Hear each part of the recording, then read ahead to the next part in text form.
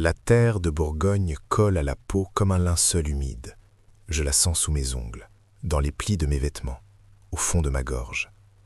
Chaque matin, le soleil se lève sur les vignes, mais il n'apporte aucune chaleur, seulement une lumière crue qui expose notre misère.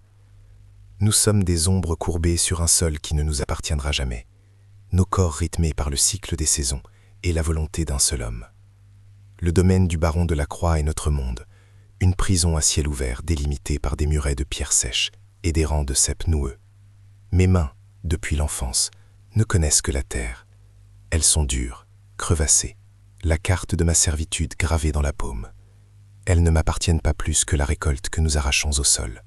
Elles appartiennent au maître, comme mes bras, mon dos et les heures silencieuses de ma vie. Je ne suis qu'une force, un outil parmi d'autres, interchangeable et silencieux. Au loin, dominant la vallée et nos vies, le château des Delacroix se dresse comme une bête de pierre, indifférente. Ses fenêtres sont des yeux d'or qui nous ignorent. Le soir, quand la lumière des chandeliers s'en échappe, elle ne nous atteint pas. Elle dessine sur les murs une promesse de chaleur et de douceur qui n'est qu'une autre forme de cruauté.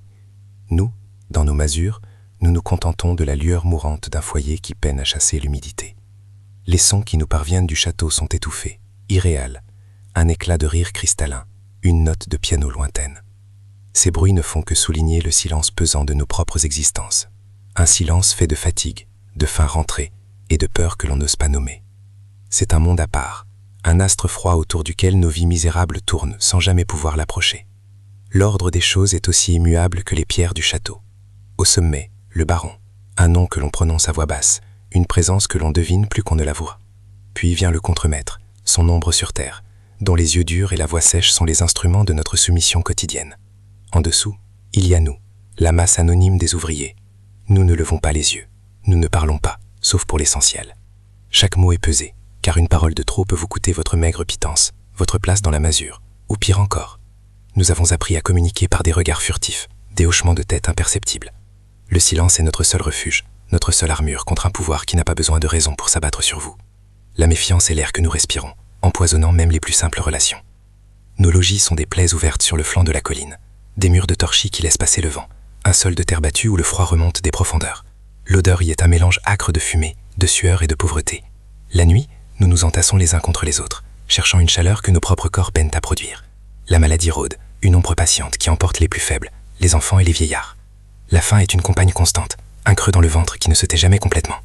Je me souviens des histoires de mon père sur les banquets du château, des montagnes de nourriture dont les restes nourriraient notre hameau pendant une semaine.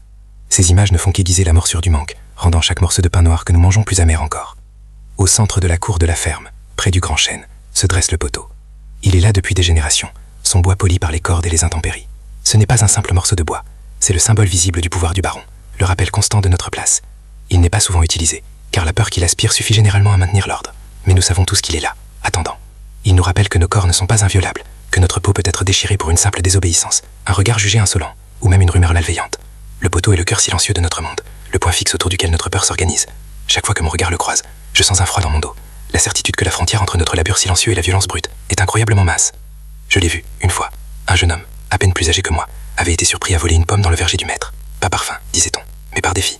Ils l'ont attaché au poteau, torse nu, sous le soleil de midi. Le contremaître tenait le fouet. Je n'oublierai jamais le son. Ce n'était pas le claquement sec que j'imaginais, mais un bruit humide, lourd, comme celui d'un fruit trop mûr qui s'écrase au sol. Le jeune homme n'a pas crié, il a juste allaité, son corps se contractant à chaque coup. Nous étions tous là, forcés de regarder. Personne n'a bougé, personne n'a détourné les yeux. Nous partagions son humiliation en silence, sentant les lanières de cuir sur notre propre peau, gravant dans notre mémoire la leçon que le maître nous donnait à tous. Ce jour-là, j'ai compris que la pire des punitions n'était pas la douleur, mais l'impuissance absolue. Mon seul secret, mon seul royaume, est un violon.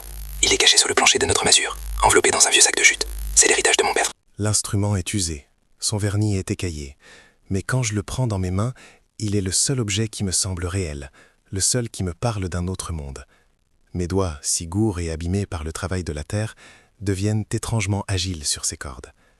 La nuit, quand tout le monde dort et que seul le vent murmure, je le sors de sa cachette.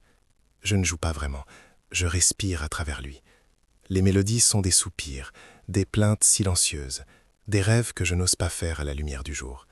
Ce violon est un danger. C'est une chose de beauté dans un monde qui n'en tolère aucune pour des gens comme nous. C'est mon crime le plus précieux. Mon père aussi jouait. Il avait appris d'un musicien ambulant. et la musique était pour lui une fièvre, une évasion. Mais il a commis l'erreur de croire que son talent pouvait lui valoir un instant de reconnaissance. Un soir de fête au village, il a osé jouer une mélodie pour la femme du baron de l'époque, le père de notre maître actuel. Il n'a pas été fouetté. La punition fut plus subtile, plus cruelle. Le baron l'a fait venir au château, lui a demandé de jouer, puis s'est moqué de lui devant ses invités, le traitant de singe savant. Il a brisé son archet et l'a renvoyé avec une pièce de cuivre, comme on paie un bouffon. Mon père n'a plus jamais touché son violon. La musique en lui s'est éteinte, et une part de son âme avec. Il m'a légué l'instrument avec un avertissement murmuré sur son lit de mort, que la beauté est une arme qui se retourne toujours contre celui qui la porte. Le travail dans les vignes est une prière sans Dieu, une litanie de gestes répétés à l'infini, sous le soleil qui tape ou la pluie qui glace, taillé, lié et bourgeonné, vendangé. Chaque cep est un corps torturé, que nous soignons pour qu'il offre son sang au maître. Il y a une ironie amère à cultiver le raisin qui produira le vin des fêtes du château, cette boisson qui délie les langues et réchauffe les cœurs de ceux qui nous possèdent. Nous n'en goûterons jamais une seule goutte. Pour nous, le raisin n'est que le poids des hôtes sur nos épaules, le jus collant sur nos mains, la promesse d'un hiver à peine moins rude si la récolte est bonne. Les vignes s'étendent à perte de vue, des lignes parfaites qui quadrillent le paysage. Pour les voyageurs, c'est une vision de prospérité. Pour moi, ce sont les barreaux de notre cage. Le monde est divisé par les sons. Notre univers sonore est fait de bruits bruts si nécessaire, le grincement des charrettes, la toux sèche des anciens dans le froid du matin, le choc du fer contre la pierre, le souffle court de l'effort. C'est une musique sans mélodie, le rythme monotone de la survie.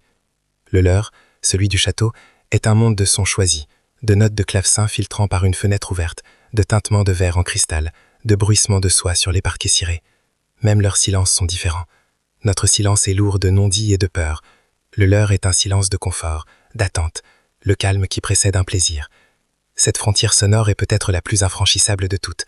Elle nous rappelle à chaque instant que nous ne vivons pas seulement dans des lieux différents, mais dans des réalités étrangères l'une à l'autre. Pourtant, quelque chose allait changer. Je le sentais dans l'air, comme on sent l'orage arriver bien avant que le ciel ne s'assombrisse. C'était une tension nouvelle, une vibration subtile dans le silence habituel. Et puis, un soir, alors que je rentrais des champs, épuisé, je l'ai vue. Elle se tenait sur le balcon du château, une silhouette pâle et immobile dans la lumière du crépuscule. Madame Éléonore de la Croix. Je ne l'avais jamais vue d'aussi près. Elle ne regardait pas dans notre direction, son regard était perdu dans le lointain. Il y avait dans sa posture une solitude si profonde qu'elle semblait faire écho à la mienne. Ce ne fut qu'un instant, un battement de cœur, avant qu'elle ne rentre à l'intérieur. Mais cet instant a suffi. Une fissure venait de s'ouvrir dans l'ordre immuable des choses. Je ne le savais pas encore, mais la première note de notre tragédie venait d'être jouée.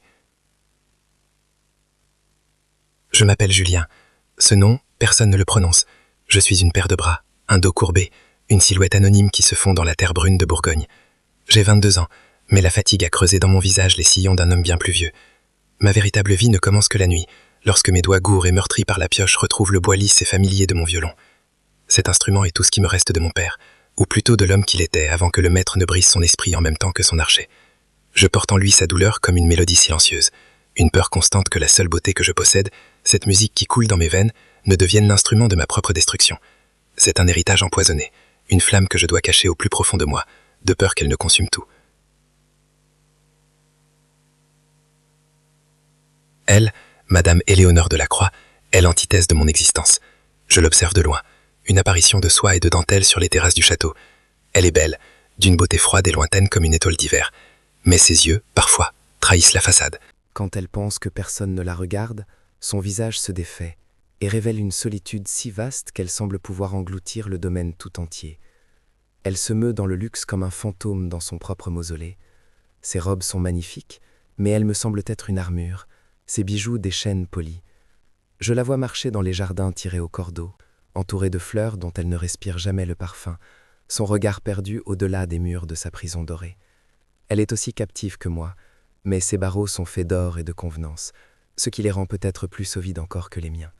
Le baron de la Croix, son époux et notre maître, n'est pas un homme, c'est une force froide, méthodique, qui régit le cycle de nos vies avec la même indifférence qu'il gère ses comptes.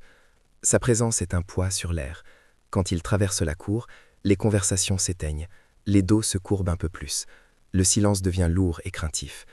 Je l'ai rarement entendu élever la voix, il n'en a pas besoin. Son pouvoir est si absolu qu'un simple regard de sa part, un froncement de sourcils à peine perceptible, suffit à glacer le sang. Il ne nous voit pas comme des êtres humains, mais comme des pièces sur son échiquier, des outils dont il mesure la productivité. Sa cruauté n'est pas passionnelle, elle est systémique. C'est l'ordre naturel de son monde, un monde où il est le soleil, et nous ne sommes que les ombres qu'il projette au sol. Un matin, alors que je réparais un treillage près de la roseraie, je les ai vus ensemble. Le baron s'adressait à elle. Ses mots étaient bas, inaudibles, mais leur effet fut visible. J'ai vu le corps de Madame de la Croix se raidir, une vague de pâleur envahir son visage. Elle n'a pas répondu. Elle a simplement incliné la tête dans un geste de soumission parfaite, son regard fixé sur une rose dont les épines semblaient moins acérées que les paroles de son mari. Il lui a tourné le dos sans un autre mot et s'est éloigné, ses bottes martelant le gravier avec une autorité sans appel. Elle est restée là, immobile, pendant un long moment, une statue de chagrin au milieu d'une profusion de couleurs. Ce jour-là, j'ai cessé de voir en elle la femme du maître. J'ai vu une autre victime de son pouvoir, une âme sœur dans la souffrance, et cette pitié a fait naître en moi une chose bien plus dangereuse. Cette vision ne m'a plus quitté.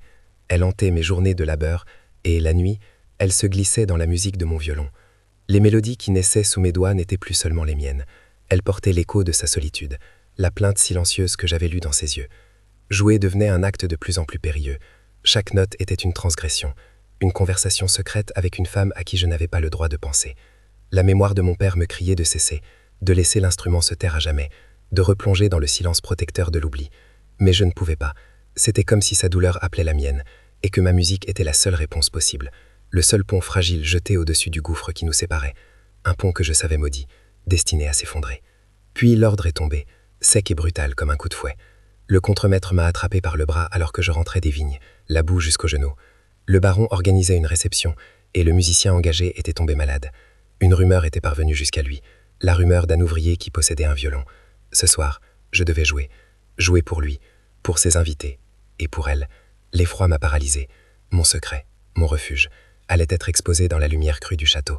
On allait me forcer à offrir mon âme en spectacle, à la livrer en pâture à ceux qui possédaient déjà mon corps. Je n'avais pas le choix. Refuser était impensable. Alors que le soir tombait, enveloppant le domaine dans son linceul violet, je savais que je marchais vers mon destin, un violon dans une main et une condamnation à mort dans l'autre. On m'a fait entrer par la porte des cuisines, un dédale de couloirs froids et humides, où l'odeur de la cire d'abeille se mêlait à celle, plus âcre, de la sueur des domestiques. Le bruit du grand salon m'est parvenu avant même que je n'y pénètre, une vague de rires et de conversation qui s'est brisée contre moi lorsque le valet a ouvert la double porte. La lumière m'a aveuglé. Des centaines de bougies se reflétaient dans les cristaux, les miroirs et les bijoux des invités, créant un firmament artificiel sous lequel je me sentais plus nu et plus sale que jamais. Mes bottes boueuses semblaient souiller le parquet marquetté à chaque pas. J'étais une tache, une anomalie dans ce tableau parfait, et je sentais le poids de chaque regard me juger, me disséquer, me renvoyer à ma condition d'outil que l'on a sorti de la grange pour un divertissement passager. La peur était une chose physique, une main glacée qui me serrait la gorge, m'empêchant de respirer l'air parfumé de ce monde qui n'était pas le mien. On m'a indiqué un coin, près d'une immense cheminée de marbre où le feu dansait sans produire de chaleur. De là, j'étais d'une ombre parmi les ombres, une présence tolérée tant qu'elle ne dérangeait pas. J'ai vu le baron, au centre de la pièce, dominant l'assemblée par sa seule stature, et à ses côtés, elle, Madame de la Croix. Elle était vêtue d'une robe bleu nuit, qui semblait avoir capturé un morceau de ciel étoilé. Elle souriait, mais ses yeux étaient ailleurs, perdus dans le vide.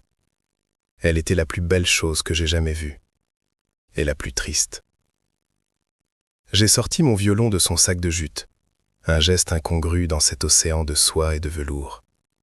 J'ai posé l'instrument contre mon épaule, le bois usé familier contre ma joue. Mon cœur battait à rompre. Je n'allais pas jouer pour eux, pour leur plaisir. J'allais jouer pour ne pas mourir de silence, pour faire sortir de mes entrailles toute la peine muette de ma vie. C'était ma seule prière, ma seule révolte. La première note a fendu l'air, longue, plaintive, un fil de son pur qui a semblé suspendre le temps. Le brouhaha a diminué, remplacé par un silence surpris. Ma musique n'était pas celle des bals. Elle ne faisait pas danser les corps. Elle faisait saigner les âmes. C'était la mélodie du vent dans les vignes en hiver, le chant de la terre gelée, la plainte de mon père devant son archer brisé. C'était mon histoire, notre histoire, et je la jetai à la face de ces gens qui nous piétinaient sans même s'en apercevoir. Alors que mes doigts dansaient sur les cordes, j'ai osé lever les yeux vers elle. Nos regards se sont accrochés au-dessus des têtes poudrées. Dans ses prunelles, je n'ai vu ni pitié ni surprise, mais une reconnaissance si profonde qu'elle m'a transpercé. Elle entendait. Elle comprenait. Pour la première fois de ma vie, je n'étais plus invisible. Dans le miroir de ses yeux, j'ai vu un homme, et non plus une bête de somme. Quand la dernière note s'est éteinte, le silence qui a suivi fut plus assourdissant que n'importe quel applaudissement. Puis des mains gantées ont crépité poliment. Le baron s'est approché de moi, son visage une façade de contentement courtois. Son ombre m'engloutit. Il m'a scruté comme on examine un cheval, avec une curiosité froide et distante. Il a dit quelques mots sur le talent inattendu que l'on peut trouver dans la boue, des paroles qui se voulaient un compliment, mais qui n'étaient qu'une autre manière de marquer la distance entre nos deux mondes. Puis d'un geste dédaigneux, il a jeté une pièce d'argent à mes pieds. Elle a roulé sur le parquet dans un tintement cristallin, le son même de mon humiliation. Je me suis courbé pour la ramasser, le dos ployé sous le poids de son mépris, sentant les regards de tous les invités me brûler la nuque. Ma musique, mon âme, venait d'être achetée pour une simple pièce d'argent. Alors qu'un valet me reconduisait vers la sortie, me traitant à nouveau comme un meuble que l'on déplace, une présence furtive m'a frôlé dans l'ombre d'un couloir. J'ai senti le bruissement de la soie et un parfum de fleurs de nuit. C'était elle. Son visage était pâle dans la pénombre, ses yeux brillaient d'une lueur fiévreuse. Elle s'est penchée vers moi, si près que je pouvais sentir la chaleur de son souffle, un acte d'une témérité insensée. Sa voix n'était qu'un murmure, une confidence qui scellait notre destin. « Vous n'avez pas joué pour eux » a-t-elle dit. Chaque mot une braise sur ma peau. Vous avez raconté ma propre prison. Puis aussi vite qu'elle était apparue, elle a disparu, me laissant seule dans le couloir, le cœur battant la chamade, la pièce froide du baron dans une main, et le feu de ses paroles dans l'autre. Je savais, à cet instant précis, que j'étais perdu. La première note de notre chant funèbre venait de retentir. Après cette nuit-là, le monde n'avait plus la même couleur.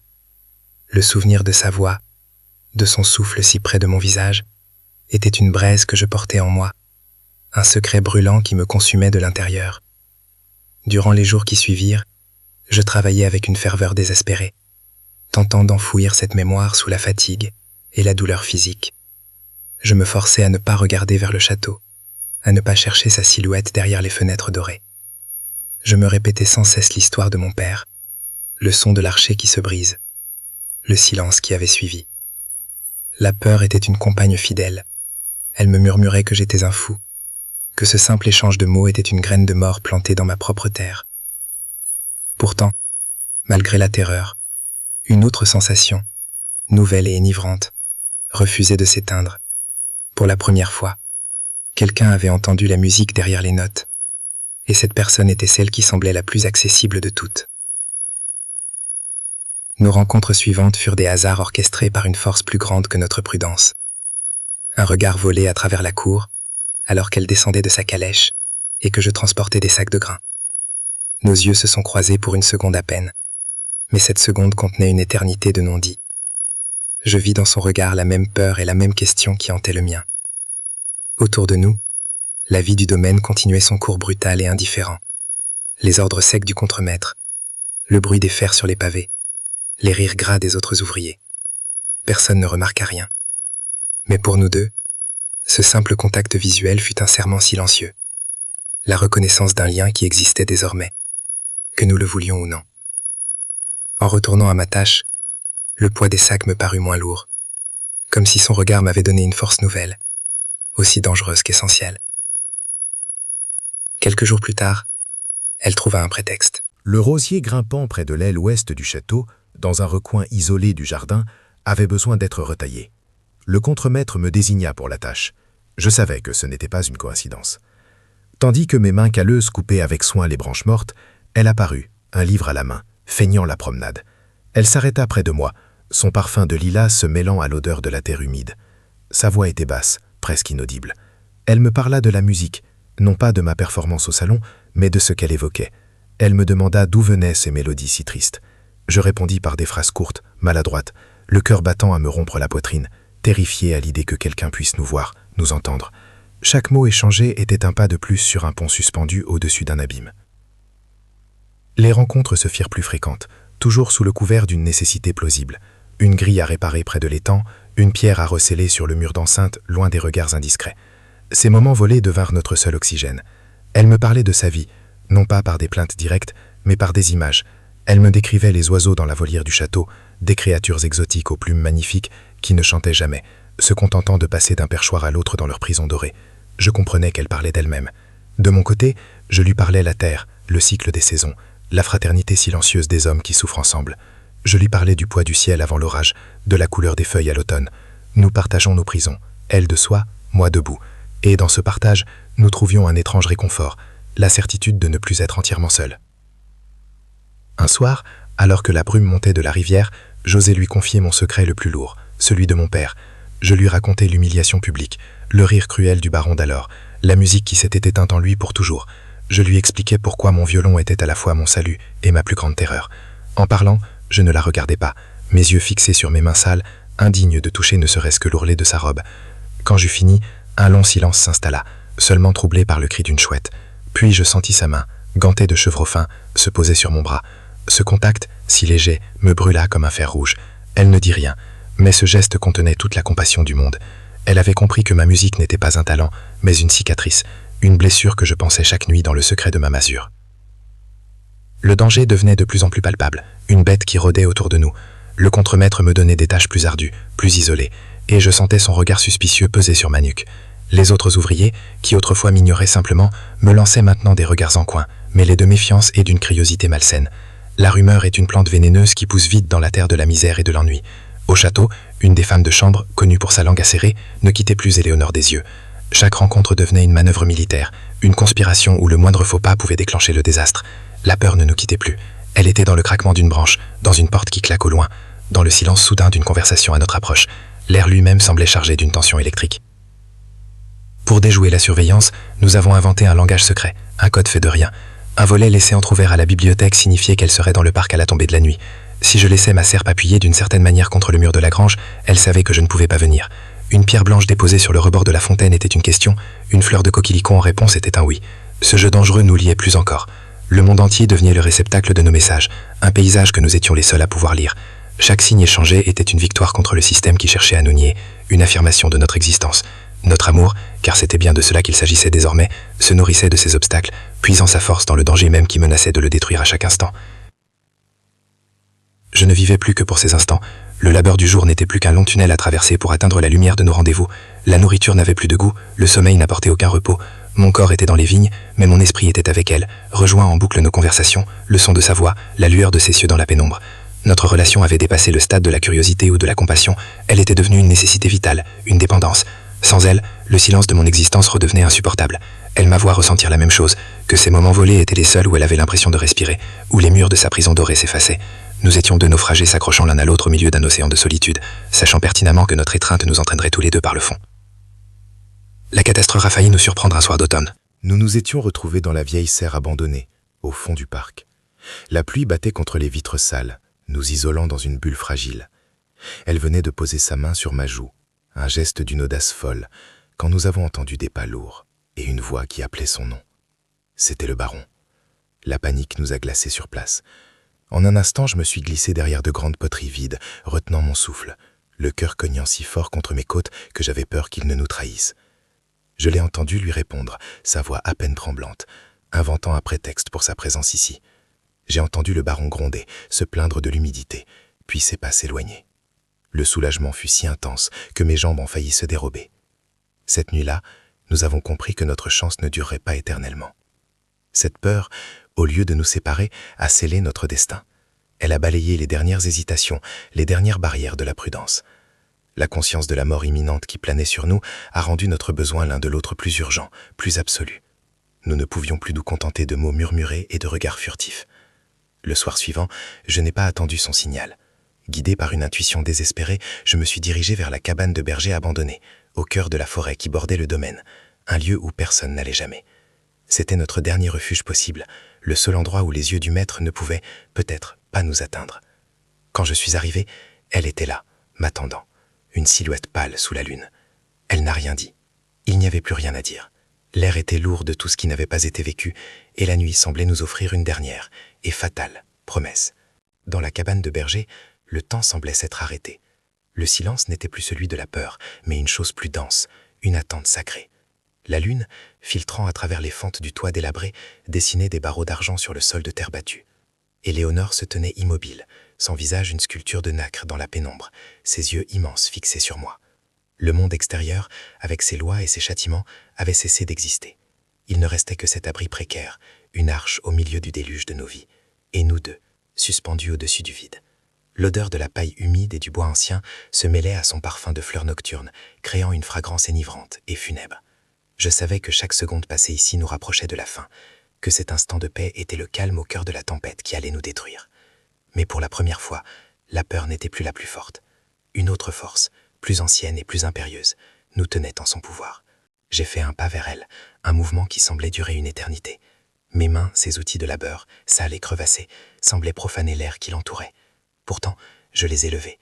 Avec une lenteur infinie, j'ai effleuré sa joue. Le contact de ma peau rugueuse contre la sienne, si douce, fut un choc, un blasphème. C'était la rencontre de deux mondes, la boue et la soie, la servitude et la grâce. Elle n'a pas reculé. Au contraire, elle a fermé les yeux et s'est penchée dans ma paume, un abandon total qui brisa la dernière digue de ma retenue. Dans ce simple geste, elle m'offrait sa confiance, sa vie. Je n'étais plus Julien l'ouvrier, l'ombre dans les vignes. J'étais l'homme dont le contact la faisait frissonner, le seul témoin de sa vulnérabilité. J'ai senti une larme perler sous mes doigts cailleux, et j'ai su que c'était le sceau de notre pacte, une promesse de douleur et de beauté mêlée que nous ne pourrions jamais renier. Nos lèvres se sont trouvées dans l'obscurité, non pas avec la fougue d'une passion joyeuse, mais avec la ferveur désespérée de ceux qui n'ont plus rien à perdre. Son baiser avait le goût salé des larmes et la douceur d'une fleur condamnée. C'était un baiser de reconnaissance, de soulagement, le murmure silencieux de deux âmes solitaires se disant enfin « Tu es là, je te vois, je ne suis plus seul ». Nous nous sommes accrochés l'un à l'autre comme si le sol allait se dérober sous nos pieds, nos corps tremblant d'un mélange de désir et de terreur. Chaque caresse était un défi lancé au baron, au monde, à Dieu lui-même.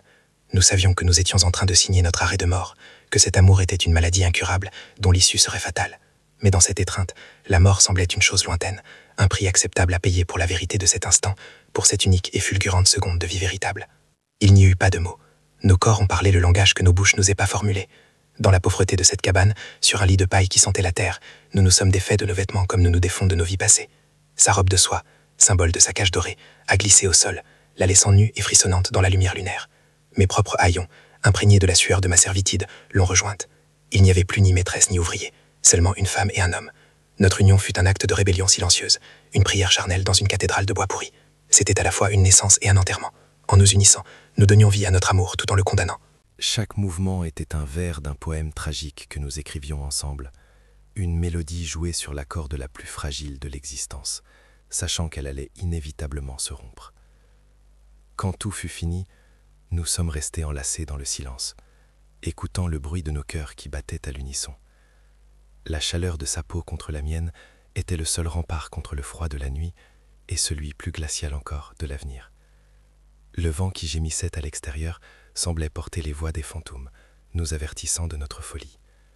Je l'ai regardée s'endormir, son visage apaisé, débarrassé pour un instant du masque de tristesse qu'elle portait au château. J'ai senti une tendresse si douloureuse qu'elle m'a coupé le souffle. C'était le bonheur, je crois, mais un bonheur empoisonné, aussi éphémère qu'une fleur de givre levée du soleil.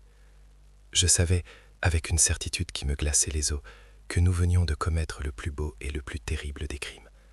La graine de notre destruction était plantée. Il ne lui restait plus qu'à germer dans le secret de son ventre pour que la récolte de la mort puisse commencer.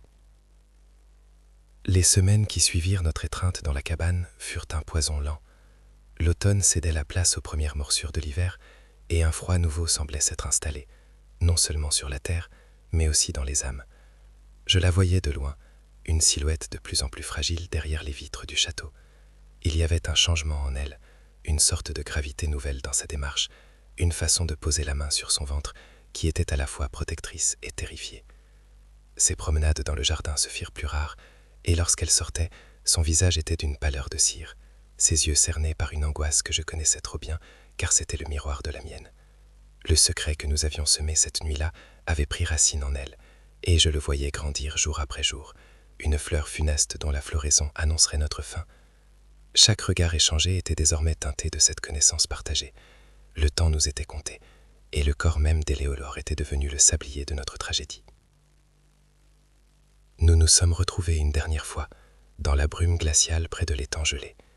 Elle était enveloppée dans un lourd manteau de laine sombre, mais rien ne pouvait cacher le léger arrondi de sa taille, cette preuve vivante de notre crime. Ses premiers mots ne furent pas un salut, mais une confirmation chuchotée qui brisa le silence comme une vitre de glace. « Je porte ton enfant, Julien. » Ces mots, si simples, contenaient le poids de notre condamnation. Il n'y avait aucune joie dans sa voix, seulement la résignation d'une martyre. Je ne savais que dire. Que pouvais-je offrir à part ma propre vie, qui ne valait rien? Nous sommes restés là, deux statues de désespoir, regardant notre reflet trouble à la surface de l'eau. Il n'y avait plus de passion, plus de désir, seulement la certitude écrasante que nous avions créé un être dont la première respiration serait notre dernier soupir. Nous étions devenus les artisans de notre propre anéantissement, et l'enfant innocent qu'elle portait était l'instrument involontaire de notre supplice. La découverte ne vint pas du baron, mais de plus bas, de la jalousie qui ronge les âmes dans l'ombre du pouvoir. Une femme de chambre, celle dont le regard était aussi acéré qu'une aiguille, avait observé. Elle avait noté les nausées matinales, le teint changeant de sa maîtresse, le refus de porter ses corsets les plus serrés. Chaque détail était une pièce qu'elle assemblait avec une patience malveillante, non par loyauté envers le maître, mais par ce plaisir amer de voir chuter ceux qui vivent dans la lumière.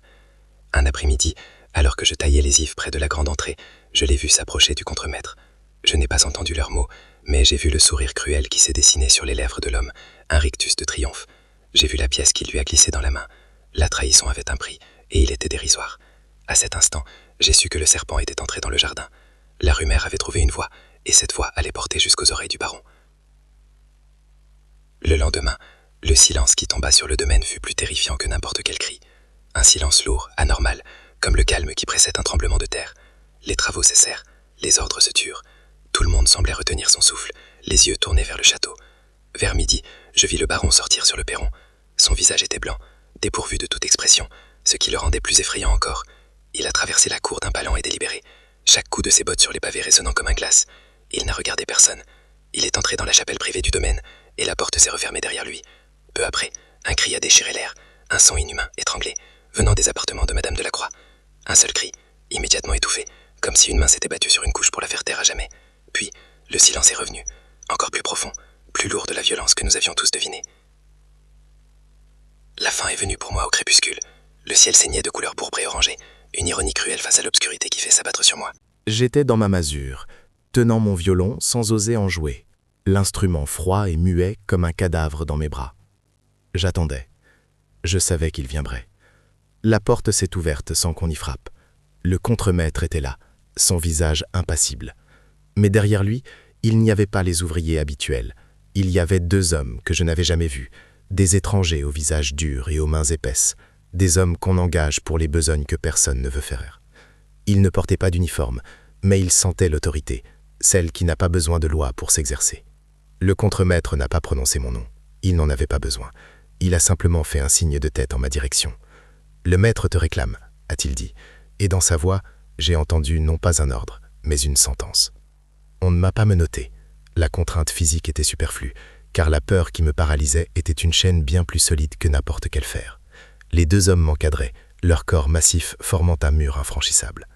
Nous avons traversé la cour silencieuse, nos pas étant les seuls sons à troubler la paix glaciale de la nuit. Je n'ai pas été conduit vers le poteau, ni vers les caves humides où l'on enfermait parfois les récalcitrants. Ils m'ont emmené vers le château lui-même, par la grande porte, comme un invité d'honneur marchant vers l'échafaud. La lueur des lanternes se reflétait sur les vitres sombres, me renvoyant l'image d'un spectre, mon visage blême et défait. Je savais que je ne ressortirais jamais de cette bâtisse de pierre. Mon corps y était peut-être entré une fois pour y jouer de la musique, mais mon âme allait y être enterrée pour toujours, dans le silence le plus complet. Chaque marche de l'escalier monumental était une étape de plus vers ma propre fin, et je les montais avec la résignation d'un animal mené à l'abattoir. La pièce où l'on me jeta n'était pas un cachot, c'était le bureau du baron. Un feu crépitait dans la cheminée, jetant des ombres dansantes sur les murs couverts de livres reliés en cuir et de cartes géographiques. Une odeur de cire et de vieux papier flottait dans l'air. Le baron était assis derrière un immense bureau de chêne, le visage calme, presque serein. Il n'y avait aucune colère dans ses yeux, seulement le vide froid d'un pouvoir absolu qui n'a pas besoin de s'exprimer par la fureur. Il était le système, l'ordre, la loi. Il me regarda comme un entomologiste observe un insecte qu'il s'apprête à épingler. Il ne me voyait pas comme un homme qui avait aimé sa femme, mais comme un défaut dans la tapisserie de son monde, une dissonance qu'il fallait réduire au silence. Le contraste entre le raffinement du décor et la brutalité de la situation était la plus obscène des tortures, un rappel que pour des gens comme lui, la destruction d'une vie n'était qu'une simple question d'administration. Il ne parla pas de toi, pas tout de suite. Il parla de lignage, d'honneur, de la pureté du sang qui devait se transmettre sans tache. Il parla de sa propriété, de ses terres, de ses vignes, et de la vermine qui s'attaque parfois au plus beau cep. Sa voix était monocorde, dénuée de toute émotion, ce qui rendait ses paroles plus tranchantes qu'une lame. Puis il a parlé de moi. Il a dit qu'un animal qui sort de son enclos ne mérite pas la mort, car la mort est une fin trop rapide. Il mérite d'être marqué, d'être privé de ce qui l'a poussé à fauter, afin que son existence même devienne un avertissement pour les autres. Il a dit que mes mains, qui avaient osé créer une beauté qui ne leur était pas destinée, et mon corps, qui avait osé souiller ce qui lui appartenait, allaient être rendus à leur juste fonction, celle d'un outil brisé. On ne tue pas un outil, a-t-il dit. On le rend inutilisable. La sentence était tombée, non pas comme un coup de tonnerre, mais comme le froid mortel d'une plaque de glace qui se referme sur vous. Quant à la source de la souillure, il en parla avec un dédain glacial. Il ne prononça jamais ton nom. Il parla d'une créature faible, à l'esprit dérangé par la solitude et les romans, qui s'était laissé aller à des fantasmes malsains. Il m'a informé qu'elle avait été envoyée loin, dans un couvent reculé, où des sœurs pieuses prendraient soin de son âme malade et de ses délires. Elle serait déclarée folle, sa parole n'aurait plus aucune valeur. Son histoire, notre histoire, serait effacée, réduite au délire d'une hystérique. Et l'enfant, cette preuve vivante de notre amour, ce problème, m'a-t-il dit, a été traité. La nature est parfois clémente, et il arrive que des fruits pourris tombent de l'arbre, avant même d'avoir mûri. Dans le vide de ces mots, j'ai compris l'horreur absolue. Il t'avait non seulement enlevé à moi, mais il avait aussi détruit la seule trace de notre union, te laissant seul porter le fardeau de la perte et de la folie, dans une prison de silence et de prière forcée. Je n'ai pas crié quand les deux hommes m'ont saisi. Je n'ai pas lutté quand ils m'ont forcé à genoux sur le tapis persan. Toute ma force m'avait abandonné, vidée par la vision de ton destin. Ils ont commencé par mes mains. J'ai entendu le bruit sourd, un craquement humide, lorsque la botte du premier homme s'est abattue sur mes doigts. 1, 2, 3 fois. Je n'ai pas senti la douleur tout de suite, seulement une sorte de surprise stupide, en voyant mes doigts tordus dans des angles impossibles. Le violon s'est tué à moi, à cet instant précis. La musique s'est brisée en 1000 morceaux de verre. Puis est venue l'autre punition, celle qui visait à effacer la paternité même de mon sang. Je me souviens d'une lame chauffée au feu, de l'odeur de chair brûlée, et d'une douleur si blanche, si totale, qu'elle a consumé le monde. Ma dernière pensée consciente ne fut pas pour toi, ni pour l'enfant, mais pour une mélodie que je ne pourrais plus jamais jouer. Puis il n'y eut plus que les ténèbres, un abîme sans fond et sans son. Le temps qui suivit n'est qu'un brouillard de douleur et de fièvre dans ma mémoire. Je me suis réveillé dans l'obscurité d'une cave, jeté sur un tas de paille souillée. Mes mains étaient des masses informes et bandées, inutiles. Mon corps était une seule et même plaie. Mais la pire souffrance n'était pas physique, c'était le silence en moi, là où la musique avait toujours vécu. J'essayais de me souvenir d'une mélodie, n'importe laquelle. Mais ma mémoire était une page blanche. Le baron ne m'avait pas seulement mutilé, il m'avait vidé. Il m'avait pris la seule chose qui m'appartenait vraiment. La seule chose qui faisait de moi un homme, et non une simple bête de somme. J'étais devenu une coquille, un corps qui respire et qui souffre, mais sans âme pour donner un sens à cette souffrance. Je n'étais plus Julien. Je n'étais plus rien. J'étais l'incarnation vivante de son pouvoir, un monument de chair brisée à la gloire de l'ordre qu'il avait restauré. Je survis, si l'on peut appeler cela survivre. On m'a finalement jeté hors du domaine, un déchet dont on se débarrasse. Mes mains n'ont jamais guéri correctement. Elles sont devenues des griffes gourdes, incapables de tenir le plus simple outil, et encore moins un archet. Je suis une ombre qui erre de village en village, vivant de la pitié des gens. Parfois, la nuit, je m'assois au bord d'une route et je regarde au loin les lumières du château des Delacroix. Cette tombe dorée où ton souvenir est emmuré. Je ne sais pas si tu es encore en vie. Je ne sais rien. Il ne me reste que cette histoire, ce poison que je porte en moi. Une histoire sans musique, sans espoir, faite de silence et de douleur. Il y a tant de récits comme le mien, enterrés sous le poids de la terre, emportés par le vent qui souffle sur les vignes. Si vous tendez l'oreille, les nuits sans lune, vous pourrez peut-être les entendre murmurer. Écoutez-les, car c'est la seule sépulture que les fantômes comme nous peuvent espérer.